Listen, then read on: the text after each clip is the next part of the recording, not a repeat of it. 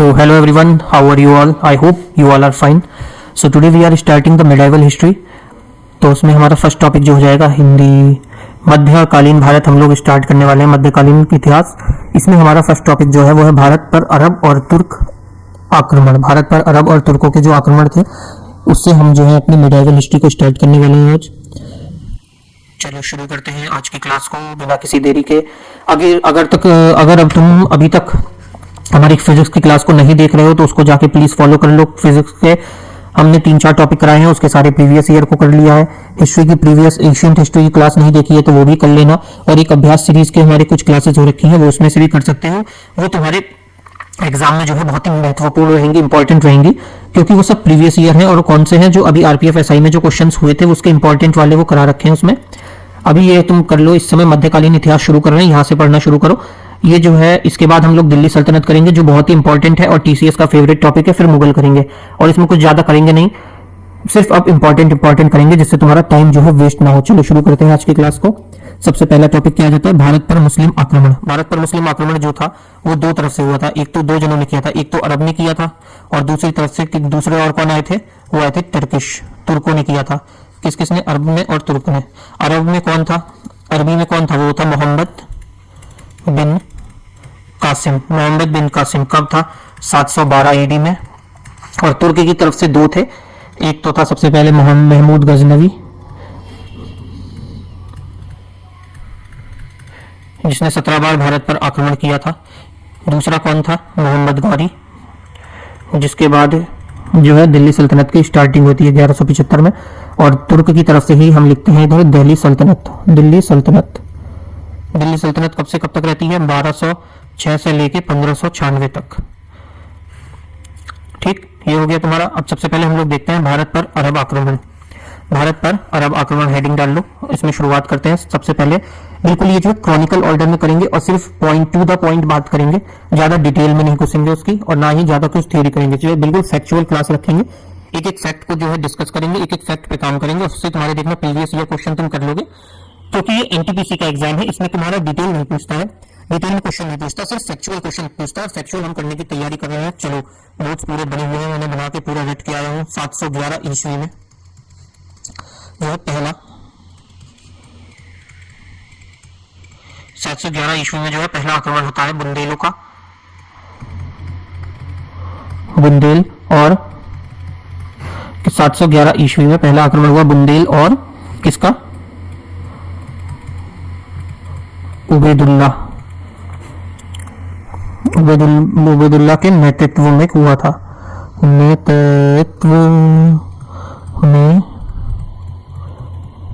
ठीक, पहला। और ये दोनों ही आक्रमण, ये जो आक्रमण हुए थे, ये आक्रमण कैसा रहा था? ये असफल आक्रमण था। ये आक्रमण कैसा रहा था? असफल आक्रमण रहा था।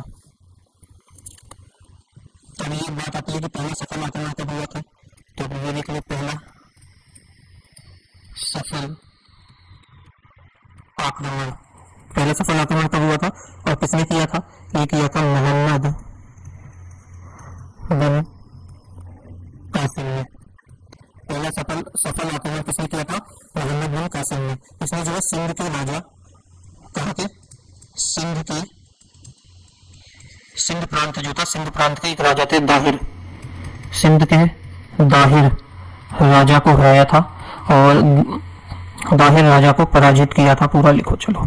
दाहिर राजा को पराजित किया था। और ये कौन से वंश के थे? दाहिर का वंश कौन सा था? इनका वंश था चंच वंश के थे। कहाँ के थे? चंच वंश के थे।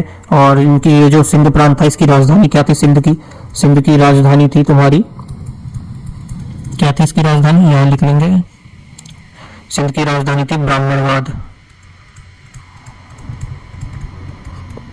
या दूसरा नाम आरो। ठीक, इसका हमें उल्लेख किसमें मिलता है? इसका जो उल्लेख है, ये जो उल्लेख है इसका किसमें मिलता है? ये मिलता है हमें चचनामा में। किसमें? चचनामा में, जिसको हम जो है फतहनामा भी कहते हैं। क्या कहते हैं? फतहनामा भी इसका दूसरा नाम है। और ये किसने लिखी थी? इसकी रचना किसने करी थी? इसकी रचना करी थी अली अहमद ने। किसने करी थी? अली अहमद ने। और कौन सी भाषा में थी ये? ये बुक्स पूछ सकता है, इसलिए लिख लेना। इसकी भाषा क्या थी? अरबी भाषा में थी, ठीक। उसका और ये जो अटैक करते थे, ये लोग आक्रमण करते थे, इसका उद्देश्य क्या होता था पता है तुम्हें? आक्रमण का मेन उद्देश्य ऐसा ही तो नहीं कि मन किया तो चल दिया। मेन उद्देश्य क्या था? मेन इनका उद्देश्य था लूटपाट करना। लूटपाट करना, इनको जो है राज नहीं करना था यहाँ पे, इनको सिर्फ लूट के अपने यहाँ लेके जाना होता था। वो मोहम्मद गौरी ने शुरू किया था यहाँ पे, अपना एक वो स्लेव छोड़ के गया था, जिसके नाम उसने सब कुछ यहाँ पे करके और लूटपाट के अपना स्लेव यहाँ छोड़ गया था। वो मोहम्मद गौरी ने शुरू किया था। ये लोगों का जो मेन मकसद होता था वो था यहाँ पे लूटपाट करना, और दूसरा काम क्या था? इस्लाम का प्रचार करना। इस्लाम का प्रचार करना, ये दो इनके मेन उद्देश्य होते थे भारत में आक्रमण करने के। अब समय आ जाता है 713 ईस्वी का। कौन सा? 713 ईस्वी का समय आता है जब मोहम्मद बिन कासिम ने मोहम्मद बिन कासिम ने क्या जीता था? मोहम्मद बिन कासिम ने जीत लेता है मुल्तान। मोहम्मद बिन कासिम ने क्या जीता? मुल्तान जीत लिया था। और मुल्तान की जो राजधानी थी, इसकी राजधानी क्या थी? इसकी मुल्तान की राजधानी थी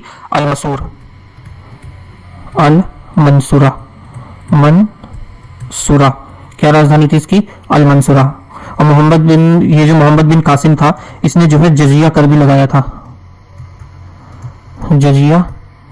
इसने जो है जजिया कर भी लगाया था। और ये जो जजिया था, ये जजिया कर से 5 लोग जो है वंचित थे, 5 लोगों पर नहीं था। 5 लोग इससे मुक्त थे, 5 लोग मुक्त थे। कौन कौन से थे? सबसे पहले तो बच्चों का नहीं लगा था जजिया। दूसरे बूढ़े लोगों का जजिया कर नहीं था। तीसरे ब्राह्मण। चौथे विकलांग पे नहीं था जजिया। और 5वीं औरतों पर, विकलांगों पर, ब्राह्मण पर, बूढ़ों पर और बच्चों पर, इन लोगों पर जो है जजिया कर नहीं लगाया गया था, ठीक है। और ये जो जजिया कर वापस ब्राह्मणों पर किसने लगाया? ये 5 लोगों को तो इन्हें बचा छोड़ दिया था, लेकिन फिर बाद में ब्राह्मणों पर जजिया किसने लगाया?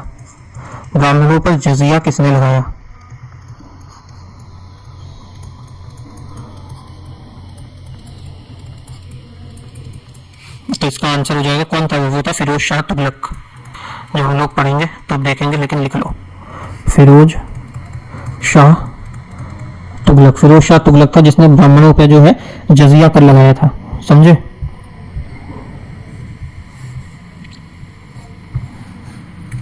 और जजिया कर को खत्म किसने किया था? जजिया को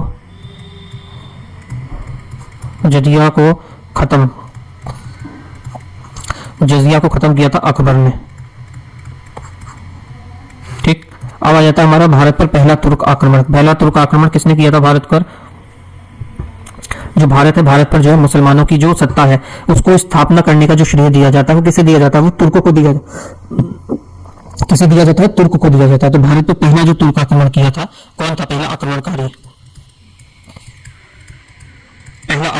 कौन था? वो था हमारा क्या होता? सुबुक्तगीन जो है पहला जो है ये आक्रमणकारी था तुर्कों का। और ये जो है दामाद था, किसका दामाद था? ये दामाद था, किसका दामाद था? अलप्तगीन का। किसका दामाद था? ये अलप्तगीन का दामाद था। अब देखते हैं हम इसमें आगे। अलप्तगीन का ये दामाद था, ठीक। इसमें आ जाता है तुम्हारा महमूद गजनवी।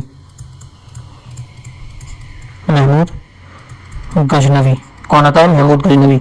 ये गद्दी पर बैठता है, 1998 में गद्दी पर बैठा था ये, ठीक। इसके बाप का नाम क्या था? महमूद गजनवी के फादर का नाम क्या था? महमूद गजनवी के फादर का नाम था सुबुक्तगीन। और सुबुक्तगीन का ये जो था, सुबुक्तगीन का दामाद कौन था? अल्पतगीन। समझ गए? बोरिंग सा है थोड़ा, लेकिन अब आएगा फैक्ट सारे। देखो 1000 ईस्वी से लेके 1027 ईस्वी तक इसने जो है 17 बार भारत पर आक्रमण किया था। भारत पर अटैक किए थे, इंडिया पर 17 बार। और ये क्वेश्चन तुम्हारा आता है कितनी बार? 17 टाइम्स जो है इंडिया हमारे भारत पर आक्रमण किया था महमूद गजनवी ने। सबसे पहला आक्रमण कब किया था? पहला आक्रमण किया था इसने कब? 1001 में। कब किया था? 1001 ईस्वी में। और कहाँ पे किया था पहला आक्रमण किया था इसने पंजाब में। कहाँ? पंजाब में भी कहाँ पे? पंजाब में हिंदू शाही में, पंजाब के हिंदू शाही वंश के ऊपर इसने जो है पहला आक्रमण किया था। और वहां पे जो उस समय जो है राजा कौन थे? हिंदू शाही वंश के कौन थे शासक? उस समय जो शासक थे वहां पे वो थे जयपाल। और जयपाल को हार का ऐसा असर हुआ कि इन्होंने अपने आप की आत्महत्या कर ली थी।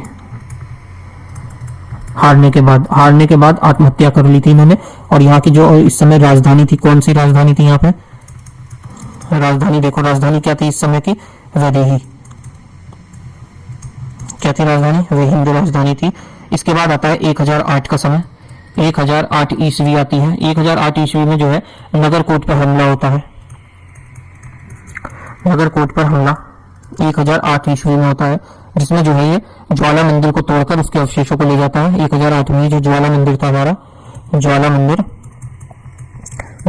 को ये तोड़ देता है। ज्वाला मंदिर को तोड़कर उसके अवशेषों को, उसके जो भी अवशेष रहते हैं उनको ले जाके जो है मस्जिद में लगा देता है। मस्जिद के जो है सीढ़ियों पे लगाता है। हमारे मंदिर के अवशेषों को जो है मस्जिद की सीढ़ियों पर लगाता है, पर जो है फेंक देता है। ठीक। अब इसके बाद देखो तुम, इसको जो है क्या कहा जाता था? महमूद गजनवी को क्या कहा जाता था? चट्टा तो था ही, चट्टा तो कहा ही जाता था। इसको जो है मूर्ति क्या कहा जाता था? मूर्ति भंजक कहा जाता था। क्या कहा जाता था इसे? मूर्ति भंजक की जो है इसको उपाधि मिली थी। क्या मिली थी? मूर्ति भंजक की उपाधि मिली थी। 1025 से लेकर 1026 तक का समय जब इसने जो है सोमनाथ का हमला किया था और सोमनाथ मंदिर को जो है लूटा था। ठीक। उसके बाद आता है 1027 का समय, जब इसका विद्रोह होता है जाट समुदाय के साथ। किसके साथ? जाटों के साथ इसका जो है जाट समुदाय के साथ जो इसका युद्ध होता है और मतभेद होता है इनका। और ये जो जाट समुदाय के खिलाफ जो है इसका अंतिम आक्रमण था ये। इसका जो इस समय सेनापति था, कौन था इस समय सेनापति इसका तो जो था वो था अयाज सुल्तान। कौन था सेनापति? अयाज सुल्तान इसका जो है इस समय सेनापति रहता है। इसके दरबार में कुछ और भी जो दरबारी थे वो कौन कौन थे देख लो, जो इंपॉर्टेंट थे। एक तो था फारूकी ने जो है बुक भी लिखी थी, वो बताना। उसके बाद था उतबी। दूसरा कौन था? उतबी था। उतबी के बाद था फिरदोशी जो है तुम्हारे एग्जाम में पूछता है बार बार। फिरदोशी की बुक का नाम था शाहनामा। फिरदोशी की बुक थी जो शाहनामा। इसके बाद आता है अलबरानी। ये नाम तो भी तुमने सुना होगा, अलबरानी की बुक का नाम था किताबुल। और दूसरी बुक का क्या नाम था? तहकीक ए हिंद। क्या नाम था दूसरी बुक का? तहकीक ए हिंद। और 1030 में जो है इसकी मृत्यु हो जाती है। 1030 में इसकी मृत्यु हो जाती है। और मृत्यु का कारण क्या था? मलेरिया। इतना बड़ा राजा और मलेरिया की कीटाणुओं से मर गया। अब आता है हमारे भारत पर जो होता है दूसरा तुर्क आक्रमण होता है। कौन करता है? अब एंट्री होती है इसमें पूरे में मोहम्मद घोरी की।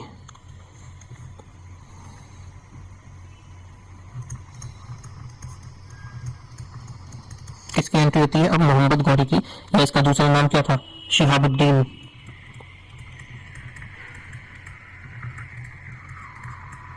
दूसरा नाम इसका क्या था? शिहाबुद्दीन था। इसने जो है 1173 में इसने सबसे पहले गौड़ प्रदेश का शासक बना था। ये कौन से प्रदेश का? गौड़ प्रदेश का शासक। गौड़ प्रदेश का जो है शासक बनता है सबसे पहले 1173 में। उसके बाद 1175 में जो है इसने मुल्तान और सिंध पर आक्रमण किया था। मुल्तान और सिंध पर जो है आक्रमण। इसके बाद 1178 में इसने क्या किया था? पाटन गुजरात पर आक्रमण किया था। 1178 में पाटन गुजरात पर जो है इसने आक्रमण किया था।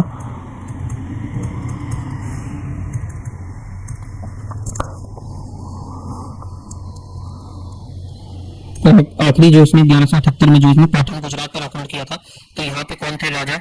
यहाँ के जो राजा थे कौन थे? यहाँ पे थे भीम सेकंड। और भीम सेकंड ने इसको जो है हरा दिया था। और ये जो हार थी ये तुर्क की फर्स्ट हार थी, पहली हार थी तुर्कों की। ठीक, समझ में आया ये। इसके बाद इसने जो जीता था, फिर लाइन से इसने जो है जीता, कहाँ कहाँ इसने जीता। सबसे पहले 1179 में इसने जो है पेशावर जीता, उसके बाद 1181 में इसने जो है लाहौर जीता, और फिर 1185 में इसने जो है सियालकोट जीता। ये 3 जीत इसने जो है लगातार करी। फिर जब पंजाब में भटिंडा पर इसने अधिकार किया तो वहां पर जो इसका विद्रोह होता है किसके साथ होता है, पंजाब में, पंजाब के भटिंडा में।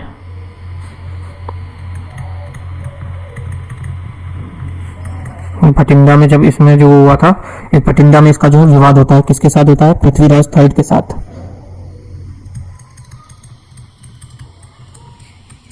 पृथ्वीराज थर्ड के साथ, और इनके साथ जो है इसका बैटल भी होता है, लड़ाई होती है 1191 में। कौन सी लड़ाई होती है, तराई का युद्ध होता है, तराई का युद्ध, जिसमें पृथ्वीराज चौहान इसे हरा देते हैं, लेकिन मारते नहीं है, सबसे बड़ी गलती होती है यही। ये जो तराई के युद्ध में पृथ्वीराज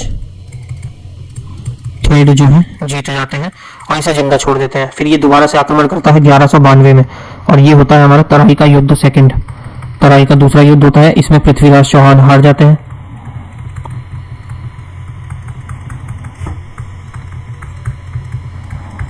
इसमें ये युद्ध जो है हार जाते हैं, और इसमें इनकी मदद किसने करी थी, ये युद्ध हार जाते हैं। इसमें जो है 1192 में 1192 में इसमें तराई के सेकंड युद्ध में इनकी मदद, इसकी जो मोहम्मद गौरी थी, गौरी था, इसकी मदद करी थी जयचंद ने।